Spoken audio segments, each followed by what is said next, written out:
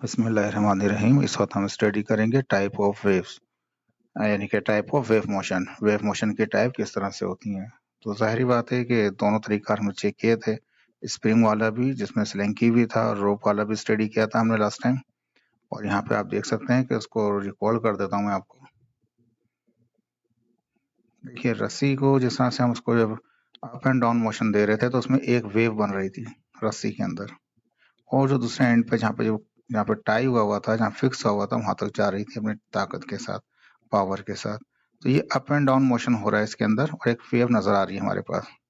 एक लाएगी transverse wave लाएगी हमारे पास। ये भी देखिए, ये भी क्या है, अप जा रही है डाउन जा रही है, तो अप एंड डाउन मोशन हो रहा है स्प्रिंग के अंदर। तो ये भी हमारे पास ट्रांसवर्स वेव लाएगी, उस टाइप का मोशन है।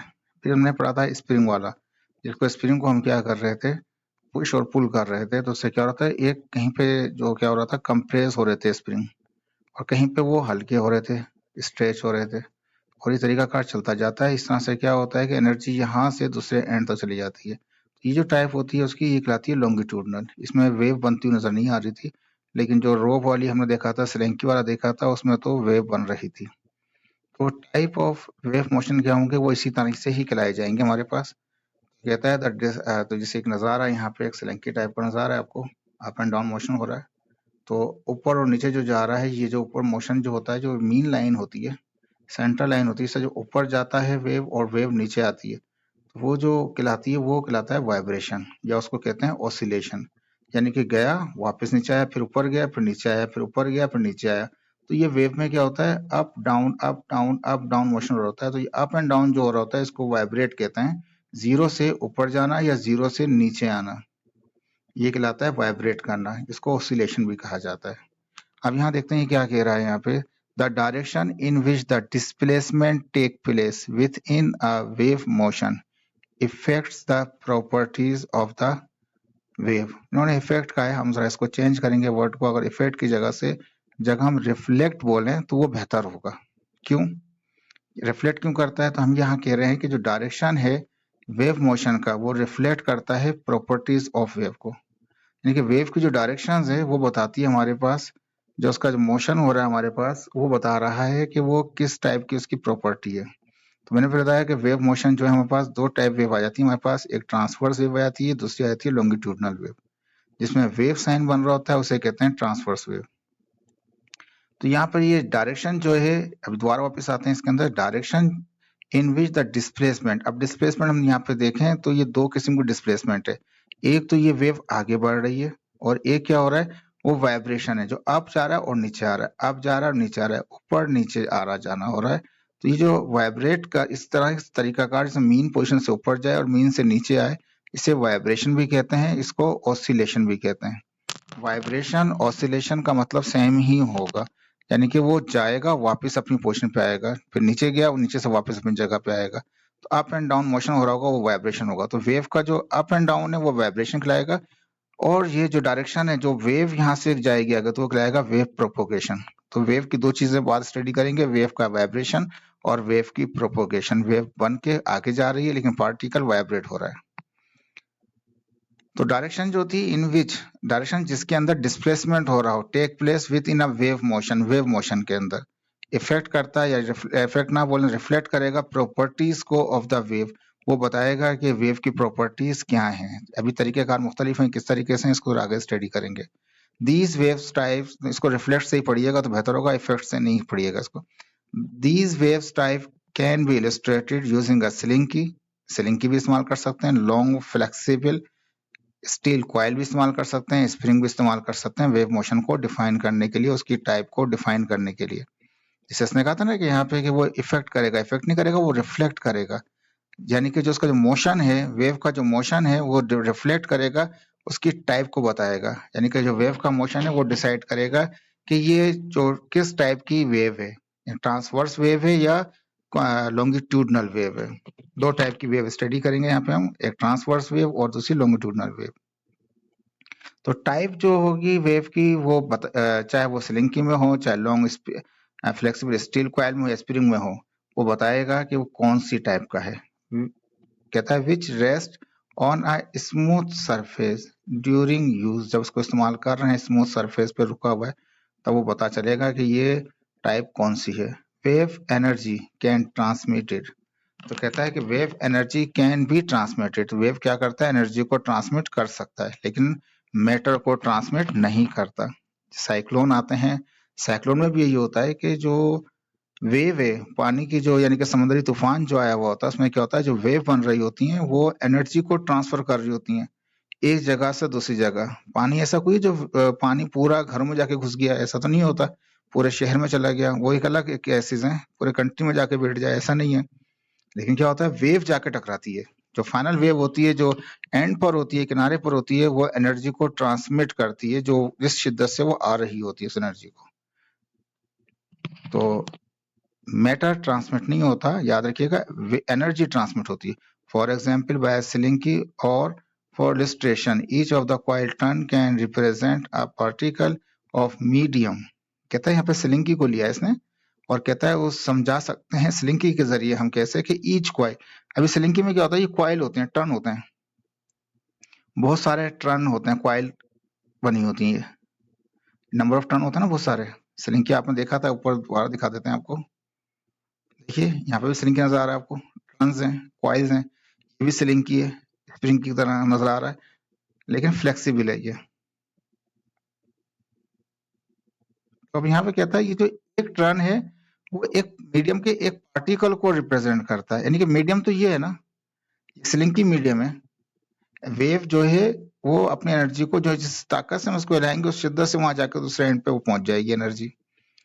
तो ये एक जो कॉइल है जिसमें ये कितने सारे टर्न्स आ रहे हैं, बहुत सारे टर्न नजर आ रहे हैं आपको इसके अंदर, ठीक है। तो यहाँ पे कहता है कि for example each of the coil turn, जो एक चक्कर वाला गोल चक्कर लगा होता है, टर्न बना हुआ होता है, एक दायरा बना हुआ होता है कॉइल का, can represent a particle of a medium, वो मीडियम के एक पार्टिकल को रिप्रेजेंट करता है, through which a wave is travelling, जिसके जरिए वेव क्या होती है, ट्रेवल करके जा रही होती है वन एंड से अनदर एंड। वेव ट्रेवल कर रही होती है, उसकी एनर्जी ट्रेवल कर रही होती है, लेकिन कॉइल ट्रेवल नहीं कर रहा होता। जो कॉइल यहाँ पर है वो कॉइल यहीं पर ही है, जो कॉइल लास्ट है वो लास्ट ही है, ये कॉइल यहाँ से वहां नहीं पहुंच जाता, कॉइल अपनी जगह अप एंड डाउन मोशन कर रहे होते हैं ये। अब इसकी जो टाइप जो होती है वेव मोशन की, वो दो होती है यहाँ पास, एक ट्रांसवर्स वेव मोशन नजर आ रहा होता है और दूसरा लॉन्गिट्यूडनल।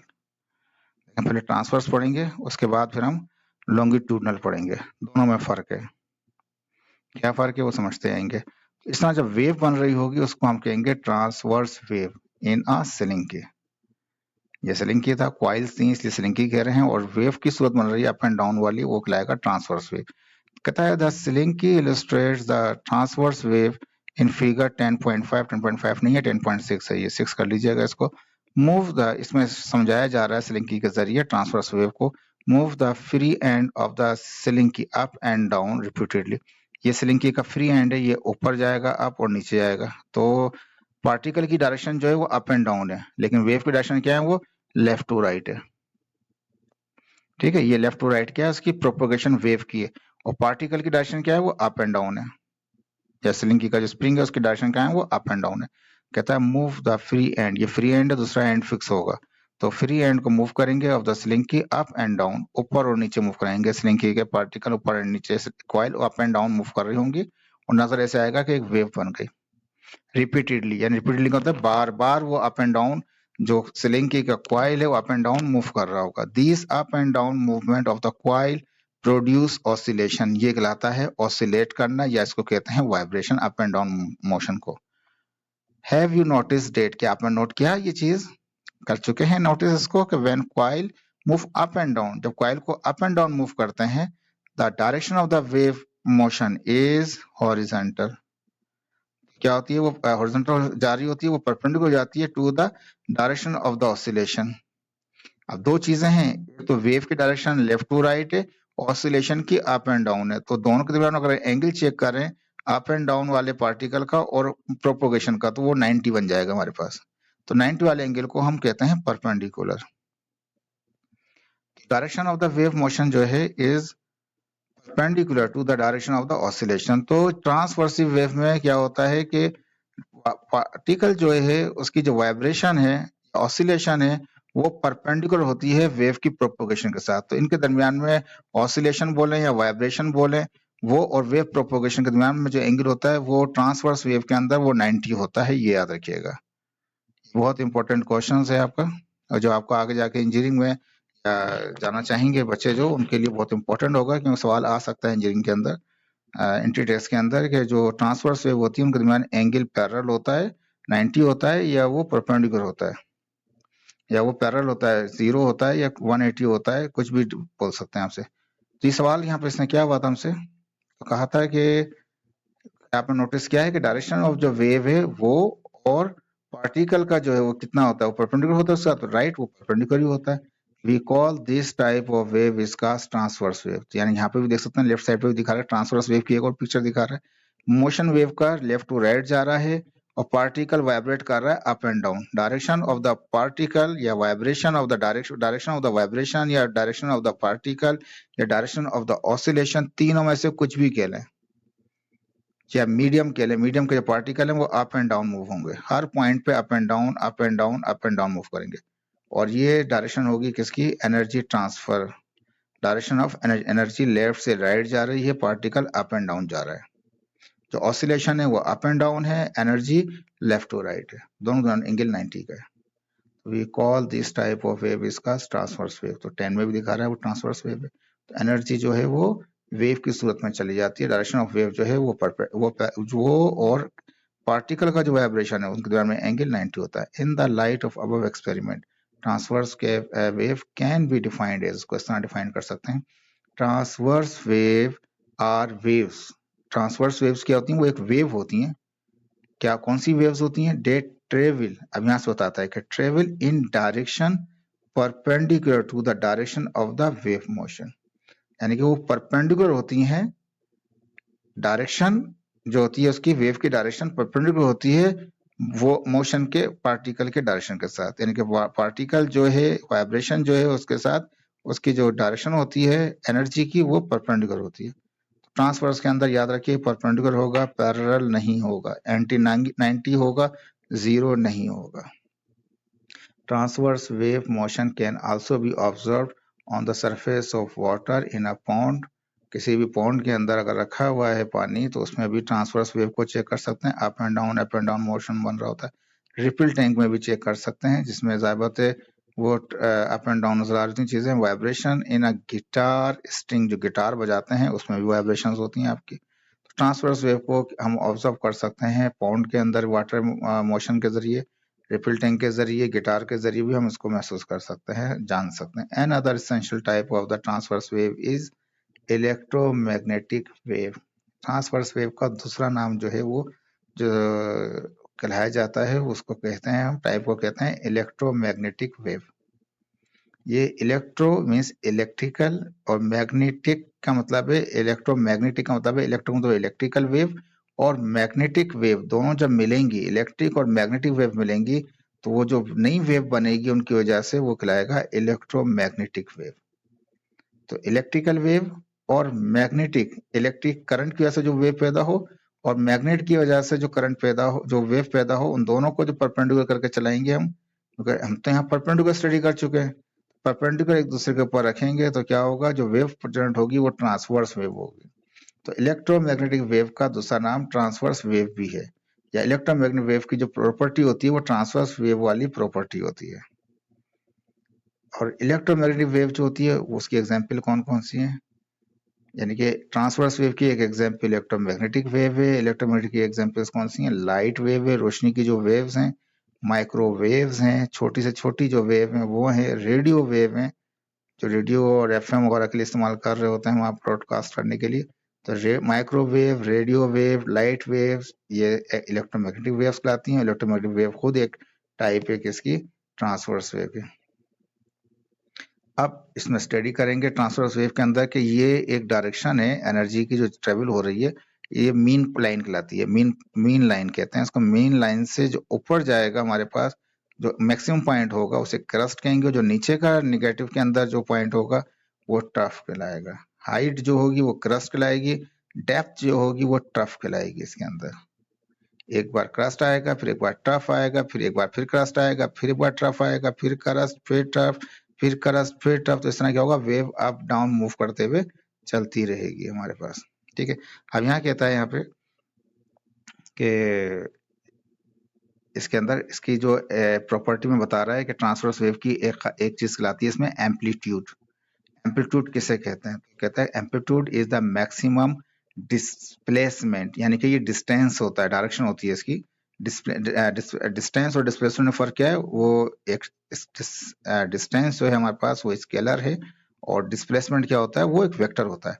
तो कहता है कि एम्पलीट्यूड क्या है? वो एक मैक्सिमम डिस्प्लेसमेंट होता है, वेक्टर क्वांटिटी होती है, moved by a point on a vibrating body from rest और मीन पोजीशन। यानी कि मैक्सिमम, यानी कि कितने, एक यहाँ से देखा स्टार्ट करेगा ना ये, तो ऐसा ऐसा ऊपर जाना शुरू कर देगा, ऐसा ऐसा हो जाएगा, तो मैक्सिमम आ गया ये पॉइंट, ये पीक पॉइंट आ गया इसका। तो मीन लाइन ये जैसे ये आपको नजर आ रहा है, ये जो ब्लू लाइन नजर आ रही है आपकी, ठीक है ना, फिरोजी कलर जो भी कहना चाहे आप इसको, तो ये इससे जितना ऊपर जाएगा मैक्सिमम हाइट, ये कहलाता है इसका एम्पलीट्यूड। तो मैक्सिमम डिस्प्लेसमेंट है हमारे पास, moved by a point on a vibrating body, यानी पार्टिकल जो वाइब्रेट कर रहा है, अप एंड डाउन मोशन कर रहा है, उसका जो मैक्सिमम पॉइंट है, एक मैक्सिमम पॉइंट ऊपर है और एक मैक्सिमम पॉइंट नीचे, फिर एक मैक्सिमम पॉइंट ऊपर है, फिर एक मैक्सिमम पॉइंट नीचे। तो मैक्सिमम जो डिस्प्लेसमेंट होती है, जो मैक्सिमम हाइट होती है या मैक्सिमम डेप्थ होती है, उसे कहते हैं एम्पलीट्यूड। ठीक है, it is the height of a crest. Crest की ऊपर वाले पॉइंटों को करस्ट कहते जाएंगे, नीचे वाले पॉइंटों को टफ कहते जाएंगे। तो जो हाइट है करस्ट की और डेप्थ किसकी? टफ की। हाइट मीन्स ऊपर जा रहे हैं और डेप्थ मीन्स नीचे जा रहे हैं। तो जब भी हाइट बोलेगा तो करस्ट कहेंगे, जब भी डेप्थ बोलेगा तो क्या बोलेंगे? ट्रफ कहेंगे। Measure from the rest position, rest means ये जो हॉरिजॉन्टल लाइन नजर आ रही है आपकी, मीन लाइन जो आपके पास है, शोन इन फिगर 10.8 में नजर आ रहा है हमारे पास। अब यहाँ दिखा दिया इसने, ये पार्टिकल ऊपर नीचे मूव कर रहा है। एक्स एक्सिस जो है डायरेक्शन है किसकी? वेव की मोशन है, और वाई एक्सिस क्या है? वो डायरेक्शन है किसका? वाइब्रेशन का। डायरेक्शन ऑफ वाइब्रेशन को वाई एक्सिस से जाहिर किया हुआ है, और एक्स एक्सिस को जाहिर किया हुआ है direction of the propagation of wave भी कह सकते हैं, डायरेक्शन ऑफ द वेव भी कह सकते हैं, direction of the propagation of energy भी कह सकते हैं। एनर्जी कहें आपकी मर्जी, वेव कहें आपकी मर्जी, लेकिन ये वाइब्रेशन जो है डायरेक्शन ऑफ वाइब्रेशन कह रहे हैं, इसको डायरेक्शन ऑफ ऑसिलेशन भी कह सकते हैं, डायरेक्शन ऑफ पार्टिकल भी कह सकते हैं इसको। तो ऊपर के जो पॉइंट है उनको क्रस्ट कहते हैं, और जो नीचे के पॉइंट है उनको हम ट्रफ कहते हैं बस। तो कहता है कि क्रस्ट, अच्छा यहाँ पे चल रहे थे, द हाइट जो है crust, height of crust, crust की जो हाइट है जैसे नजर आ रहा है यहाँ पे, और डेप्थ किसकी? ऑफ द पार्टिकल का जो डेप्थ ऑफ ट्रफ जो होगा, measure from the mean line. Mean line means x axis से जो ऊपर का फासला होगा या नीचे का जो फासला होगा वेव का, मैक्सिमम वाला, एक पॉजिटिव में मैक्सिमम है, एक निगेटिव में मैक्सिमम है। ठीक है, उसको हम कहेंगे, उसका एम्पलीट्यूड कहेंगे उसको, और इसका यूनिट क्या होता है? वो मीटर होता है। डिस्टेंस या डिस्प्लेसमेंट दोनों का यूनिट मीटर ही होता है। डिस्टेंस जो होता है वो स्केलर होता है, और डिस्प्लेसमेंट क्या होता है? वेक्टर होता है। तो ये एक वेक्टर क्वांटिटी है इसका जो एम्पलीट्यूड है। Crest is a point on a surface wave, surface wave का जो एक पॉइंट होता है where the displacement of the medium, ये वेव क्या है? ये तो मीडियम है ना, यानी कि जो स्लिंकी था वो मीडियम था, स्लिंकी का पार्टिकल ऊपर गया, या रोप जाती है, रस्सी ऊपर जाती है नीचे आती है, तो वो उसका क्या है? मीडियम का। तो मीडियम का मैक्सिमम पॉइंट, या मीडियम से मुराद स्लिंकी, मीडियम से मुराद रोप होगा, मीडियम से मुराद स्प्रिंग होगा, जो भी लेना चाहे। Crust is the point of on a surface wave where the displacement of the medium is at maximum, maximum के ऊपर है, maximum है बिल्कुल। The positive upper part of a wave is called crust, जो ऊपर का पॉजिटिव, ऊपर का पार्ट या पॉजिटिव पार्ट जो है उसे हम क्रस्ट कहते हैं। ट्रफ किसे कहते हैं? That is a point on a surface wave where the displacement of a medium is at maximum। तो ये एक पॉइंट है सरफेस वेव का वेयर जहां पर डिस्प्लेसमेंट क्या है? उसकी मैक्सिमम है या निगेटिव में है। ये लोअर पार्ट भी, वो अपर पार्ट है, ये लोअर पार्ट है, ये भी कह सकते हैं उसको। ये तो हो गई एक वेव की सूरत नजर आ रही है, तो उसको हम कह रहे हैं ट्रांसवर्स वेव। दूसरी टाइप वेव की क्या होती है? वो जिसको लॉन्गिट्यूडनल वेव कहते हैं, उसमें स्प्रिंग इस्तेमाल करते हैं, जिसमें क्या होता है या तो उसको पुश या पुल करेंगे आप, दो ऑप्शन है, या तो उसको खींचेंगे या उसको प्रेस करेंगे आप। तो जब आप उसको पुश करेंगे तो क्या होगा? वो करीब करीब आ जाएंगे पार्टिकल, और जब आप उसको पुल करेंगे तो वो पार्टिकल दूर दूर जाएंगे, या कॉइल जो है वो खुल जाएगा। जैसे स्प्रिंग होता है ना, उसको खींचेंगे तो वो लंबा होता चला जाता है, जब कंप्रेस करते हैं तो छोटा चला जाता है हमारे पास। जब कंप्रेस जहाँ पे हो रहे हैं वो कहलाएगा उसका कंप्रेशन। तो ऐसा स्प्रिंग, ऐसा जो साउंड पैदा होगा, ऐसी जो वेव पैदा होगी जिसमें कंप्रेस हो रहे हों और रेयरफेक्ट हो रहे हों, रेयरफेक्शन हो रहा हो, यानी दूर दूर हो जाए।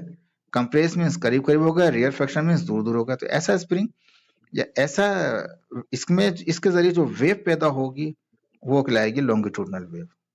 ये ऐसा नहीं होगा कि इस तरह वेव नजर आएगी, अप जा रहा है नीचे आ रहा है, अप जा रहा है नीचे आ रहा है। जिसमें अप जा रहा है नीचे आ रहा है, ऊपर नीचे मूव कर रहा है, वो ट्रांसवर्स वेव है। और ऐसा स्प्रिंग जो सिर्फ कंप्रेस कर रहा हो, करीब करीब लेके आ रहा हो या दूर दूर कर रहा हो, वो कहलाएगा लॉन्गिट्यूडनल वेव। तो ये स्प्रिंग, ऐसा स्प्रिंग जो है, जो एग्जाम्पल हमारे पास, ये कहलाती है लॉन्गिट्यूडनल वेव की। ये भी स्लिंकी होता है। स्लिंकी इलस्ट्रेटेड, ये सख्त है स्लिंकी। ऐसा नहीं है कि इसको लेफ्ट राइट आसानी से मूव करना है या अप एंड डाउन आसानी से मूव करना है। ये जो स्प्रिंग है ये थोड़ा सख्त होता है, रिजिड होता है।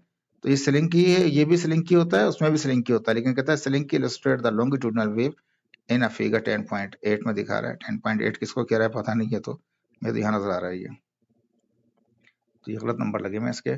Move the free end of the slinky forward and the backward. एक एंड को आपने बंद कर, टाई कर रखा होगा दीवार के साथ या किसी हुक के साथ।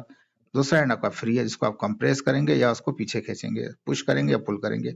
या यहाँ पे कहता है the move the free end of the slinky forward and backward. इसको फॉरवर्ड करेंगे या उसको बैकवर्ड करेंगे।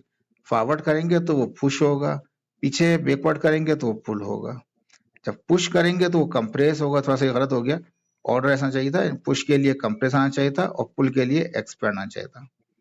द स्लिंकी रिपीटेडली, तो एक बार कंप्रेस हुआ, एक बार वो स्ट्रेच हो गया, एक बार फिर कंप्रेस हो गया, फिर स्ट्रेच हो गया। तो इस तरह से जो वेव बनेगी वो कहलाएगी लॉन्गिट्यूडनल वेव। ठीक है जी। This forward and backward movement of the coil produce oscillation. ये भी ऑसिलेशन प्रोड्यूस कर रहे हैं, ये भी वाइब्रेशन प्रोड्यूस कर रहे हैं। तो प्रोड्यूस करेंगे वाइब्रेशन को या ऑसिलेशन को। We have notice that when coil move forward and backward, जब कॉइल फॉरवर्ड मूव हो या पीछे बैकवर्ड आ रही हो, यानी कि कंप्रेशन हो रही हो, या फॉरवर्ड का मतलब है कंप्रेशन और बैकवर्ड का मतलब है रियर फ्रैक्शन। कंप्रेशन जिसमें फॉरवर्ड गया और रियर फ्रैक्शन जिसमें पीछे आया, उसमें स्ट्रेच हो गया। The direction of the wave motion is parallel. Longitudinal wave की प्रॉपर्टी ये है कि इसमें वेव और पार्टिकल दोनों का मोशन जो होता है वो पैरेलल होता है, परपेंडिकुलर नहीं होता है। ट्रांसवर्स वेव की प्रॉपर्टी ये है कि जो पार्टिकल है और जो वेव का जो एनर्जी का मोशन है वो क्या होता है, वो 90 होता है, वो परपेंडिकुलर होता है।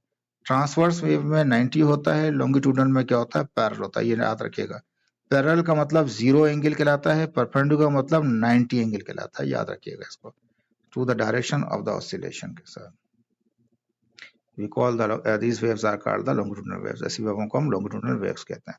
Longitudinal wave can be defined as, किस तरह डिफाइन करते हैं? Longitudinal waves are waves that travel in a direction parallel to the direction of the wave motion। अब वेव पार्टिकल भी ऐसे मूव कर रहा है और वो डायरेक्शन भी मूव हो रही है, अप एंड डाउन नहीं है। इसमें फॉरवर्ड और बैकवर्ड है। फॉरवर्ड यानी पार्टिकल थोड़ा आगे गया और पीछे आया, आगे गया पीछे आया, पार्टिकल आगे गया पीछे आया, दोनों की डायरेक्शन सेम है, दोनों के दोनों एक ही डायरेक्शन होगा, अलाइन होगा, जिसको कहेंगे अलाइन, एक ही लाइन में आ गया। एक ही लाइन में आने वाले एंगल जो होते हैं वो जीरो कहलाते हैं मैथमेटिक्स की लैंग्वेज में। Another common example of longitudinal waves is sound wave. ये जो हम कुछ बोल रहे हैं ये सब की सब, हालांकि मुंह स्प्रिंग नहीं लगा हुआ हमारे मुंह के अंदर, लेकिन हम जो कंप्रेस कर रहे हैं, एयर को जो कंप्रेस कर रहे हैं और रिफ्लेक्ट कर रहे हैं, कभी हम बोलते हैं कभी हम नहीं बोलते हैं, कभी बोलते हैं कभी नहीं बोलते हैं, लेकिन हम मुसलसल आवाज आपको आ रही होती है। लेकिन इसी स्ना के अंदर हम कंप्रेस भी कर रहे होते हैं अपने पार्टिकलों को जो हमारे मुंह के सामने होते हैं, और कहीं पे हम रेयर फ्रैक्शन भी कर रहे होते हैं, कहीं कंप्रेस कहीं रेयर फ्रैक्शन, और यूं साउंड वेव ट्रेवल करती है। तो कंप्रेशन जो है इसके, साउंड वेव जो है वो इसकी एग्जाम्पल है लॉन्गिट्यूडनल वेव की, याद रख लीजिएगा। इसमें दो टाइप होते हैं हमारे पास, इसमें दो काम हो रहे होते हैं, एक कंप्रेशन का, एक रिफ्लेक्शन का। अब कंप्रेशन क्या है तो उसको बताएगा, compression is in a longitudinal wave, this is a region, ये वो रीजन है where turns of a coil, coil के जो टर्न है या पार्टिकल कह लें, क्वाइल कह लें बेहतर, इसमें क्वाइल नजर आ रही है, पार्टिकल नहीं आ रहा आपको, are closer together than average. जैसे आम रूटीन के अंदर वो इतने करीब करीब नहीं होते, जब उसमें प्रोसेस शुरू हो जाता है साउंड जनरेट करने वाला, तो उसमें कंप्रेशन में क्या होता है, ये जो कॉइल है, ये टर्न जो है वो करीब करीब आ जाते हैं कंप्रेशन में, और रेयरफेक्शन में क्या होता है, वो दूर दूर हो जाते हैं, अपोजिट है। कहता है rarefaction in a longitudinal wave, this is a region where turn of the coil या particle are farther apart than average. आम सूरत में जो आम हालत में थे उसके मुकाबले में थोड़ा दूर दूर हो जाते हैं वो, तो रेयरफेक्शन में दूर दूर हो जाते हैं, कंप्रेशन में करीब करीब जाते हैं। इसको देखो यहाँ पे और दिखा रहा है इस तरीके से, ये लाइट नजर आ रही है आपको लाइन, ये दूर दूर है, ये क्या हो रहा है, ये रेयरफेक्शन हो रहा है, लाइंस करीब करीब आ गए, ये कंप्रेशन हो रहा है, ये दूर दूर हो रहे हैं, ये रेयरफेक्शन है, फिर कंप्रेशन है, फिर रेयरफेक्शन है, फिर कंप्रेशन है, फिर रेयरफेक्शन है, फिर कंप्रेशन है। जहां जहां करीब आ गई है वो कंप्रेशन है, जहां जहां दूर दूर है वो रेयरफेक्शन है। अगर देखा जाए तो ये बार कोड देखें आप लोगों ने, वहां नजर आती है आपको, इजिली रीड कर लेता है वो उसको कि क्या लिखा हुआ है, क्या बताना चाहता है इन्फॉर्मेशन। तो वेव की प्रोपोगेशन भी यही हो रही है, पार्टिकल भी इसी तरफ जा रहे हैं, कम ये वाला पार्टिकल वहां नहीं पहुंच जाता, लेकिन क्या होता है, ये आगे की तरफ गया या पीछे आया, आगे गया पीछे आया, हर पार्टिकल आगे पीछे मूव करेगा, ठीक है। पार्टिकल की डायरेक्शन भी इस तरफ है, ऊपर नीचे नहीं है, पार्टिकल की डायरेक्शन ऊपर नीचे नहीं है, पार्टिकल डायरेक्शन आगे पीछे आगे। इन पार्टिकलों ने अपनी एनर्जी यहाँ मुंतकिल की, इन पार्टिकलों ने वफा लिया, फिर यहाँ मुंतकिल की, फिर वफा लिया, फिर यहाँ मुंतकिल की, वफा लिया, फिर मुंतकिल की। तो इस तरह से क्या होता है, ये डायरेक्शन वेव पार्टिकल की लेफ्ट टू राइट गई, और डायरेक्शन ऑफ मोशन भी जो है दोनों डायरेक्शन में जाएगा, स्प्रिंग वापस भी आएगा इस तरह से। तो लॉन्गिट्यूडनल वेव में कंप्रेशन और रिफ्लेक्शन हो रहे होते हैं, और ये साउंड वेव होती हैं, और इनका एंगल जीरो होता है दोनों का, वेव प्रोपोगेशन का और पार्टिकल के मोशन का एंगल जीरो होता है, या दूसरे अल्फाज में इसको हम पैरेलल कहते हैं। कहता है wave are mean of energy transfer without transferring of matter. तो इसका मतलब वेव जो है का मतलब ये है कि वो एनर्जी ट्रांसफर करती हैं वो without transfer of matter, matter transfer नहीं होता, ये याद रखिएगा। The wave is a disturbance, wave खुद क्या है, जब हम क्या एनर्जी ट्रांसफर करके बात कर रहे हैं, तो वेव क्या है, तो कहता है वेव एक डिस्टर्बेंस है, एक बेतरतीबी कर देता है, किसमें, इन अ मीडियम, स्प्रिंग हो, सिलिंकी हो, या क्या कहते हैं रोप हो, कोई भी चीज हो, उसके मीडियम को डिस्टर्ब जो करता है उसे वेव कहते हैं। और ये वेव क्या करती है, that transfer energy from one place to another place, ये वेव एनर्जी को एक मीडियम के जरिए एक जगह से दूसरी जगह पहुंचा देती है। अब जैसे हम बोल रहे हैं, बात उसका 10 मीटर पे आवाज आ जाती है, लेकिन 100 मीटर दूर कोई बंदा हम बोलते रहे उसको आवाज नहीं जाती, तो हम इतना ही डिस्टर्ब करते हैं मीडियम को कि वो 10 मीटर तक जाती है, हम इतना डिस्टर्ब नहीं कर सकते मीडियम को कि वो 100 मीटर तक जाए। लाउड स्पीकर देखा है, वो इतना डिस्टर्ब करता है मीडियम को कि वो जो साउंड है वो जा सकता है आपका 1 किलोमीटर दूर तक भी जा सकता है आपका। तो ये डिस्टर्बेंस के मीडियम को डिस्टर्ब करने के ऊपर ही साउंड वेव क्या जो है वो मीडियम को डिस्टर्ब करके ही ट्रेवल कर रही होती हैं।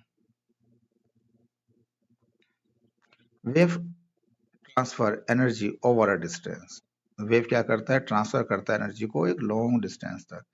Can wave move matter the entire distance, क्या पूरे फासले तक वो मैटर को भी वहां पहुंचा देता है, तो ऐसा नहीं होता, हमने पढ़ा है पहले भी। A tide can travel many kilometre, एक टाइड जो है मैनी किलोमीटर तक चली जाती है, वो पानी को जो जहां से चलती है वाला पानी को ही पहुंचाती है वहां पे, वो तो वेव की सूरत में वहां तक पहुंचती है एनर्जी। द वाटर मूव, तो एक टाइड जो है वो बहुत कई किलोमीटर तक जा सकती है एक लहर। Water move up and down, पानी तो ऊपर नीचे मूव हो रहा था भाई, पानी तो ये कि पानी वहां से जहां से स्टार्ट हुई थी वेव, पानी वहीं से वाला सारा पानी वहां पहुंच गया, पानी सारा वहां का नहीं पहुंचता, आखिरी वाला जो एंड होता है, जो सिरा होता है, वो जाके टकराता है, हिट करता है। तो water move up and down, पानी तो ऊपर नीचे मूव कर रहा था। A disturbance that travel in a wave, disturbance हुई जो पानी के अप एंड डाउन होने की वजह से, डिस्टर्बेंस जो हुई उसने वेव को ट्रेवल कराया।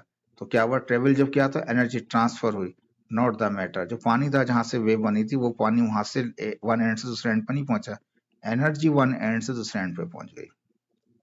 ठीक है, होपफुल कि आपको समझ में आ गया होगा। इसका लास्ट टॉपिक है ये, मैकेनिकल वेव किसे कहते हैं ये, और इलेक्ट्रोमैग्नेटिक वेव किसे कहते हैं। इलेक्ट्रोमैग्नेटिक बताया था मैंने आपको, जो इलेक्ट्रिकल करंट की वजह से वेव जनरेट हो, और जो मैग्नेट की वजह से जो वेव, या मैग्नेटिक फील्ड की वजह से जो वेव जनरेट हो, उन दोनों की मिलने से जो वेव बनेगी उसे कहेंगे इलेक्ट्रोमैग्नेटिक वेव, या दूसरे अल्फाज में इलेक्ट्रो का ई ले लेते हैं, मैग्नेटिक का एम ले लेते हैं, तो इसको ई एम वेव भी कहते हैं। इलेक्ट्रोमैग्नेटिक वेव को शॉर्ट फॉर्म में ई एम वेव भी कह रहे होते हैं। तो यहाँ पे स्टडी करेंगे कि मैकेनिकल वेव कौन सी होती है, इलेक्ट्रोमैग्नेटिक वेव कौन सी होती है, difference between these waves on the basis of medium. इनको हम स्टडी करेंगे मीडियम के बेस पे।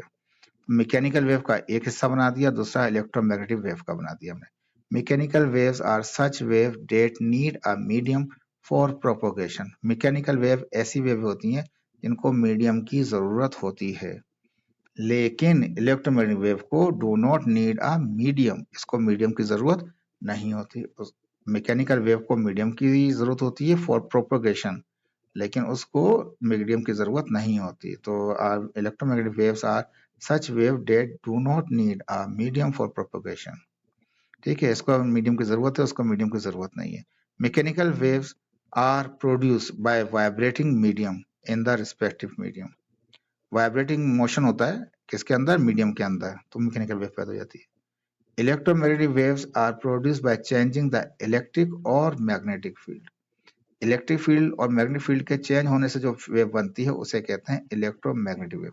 वो मीडियम को जो मीडियम होता है, मीडियम के अंदर जो चेंजिंग होती है, वाइब्रेशन होती है, उससे पैदा होने वाली वेव को कहते हैं मैकेनिकल वेव। वो इलेक्ट्रिक मैग्नेटिक फील्ड के वेरिंग से जो वेव पैदा होती है उसे कहते हैं electromagnetic wave.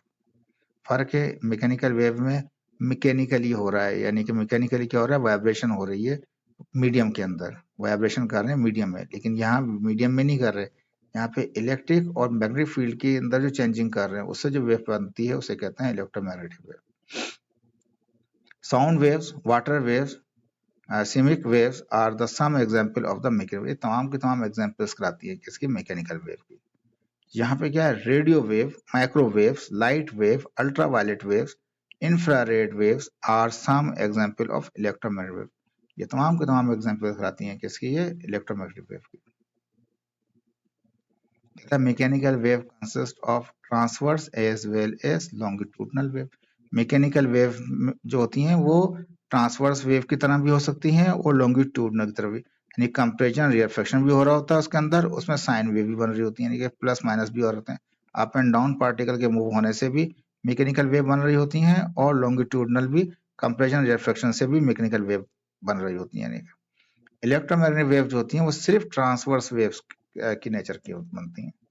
Electromagnetic wave only the form of the transverse wave, लेकिन मैकेनिकल वेव दोनों फॉर्म में होती हैं, ट्रांसवर्स में भी होती हैं, लॉन्गिट्यूडनल में भी होती हैं।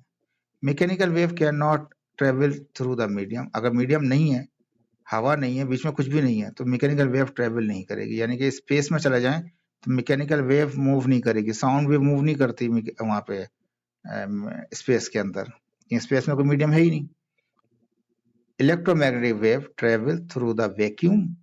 अगर मीडियम नहीं है, वैक्यूम मींस खला है, स्पेस है, स्पेस में लाइट वेव आ रही है, रोशनी आ रही है आपके पास, दूसरे इलेक्ट्रोमैग्नेटिक सिग्नल भी आते हैं, उसके सैटेलाइट के सिग्नल भी आ रहे होते हैं, स्पेस में है ना, हमारी फील्ड से तो बाहर चले जाता है सैटेलाइट, तो वहां से इलेक्ट्रोमैग्नेटिक वेव आ रही होती है हमारे पास।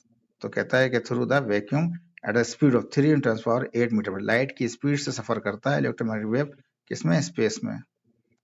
लेकिन स्पेस के अंदर मैकेनिकल वेव काम नहीं करेंगे, साउंड वेव नहीं चलेगी वहां पे, ट्रेवल नहीं करेगी।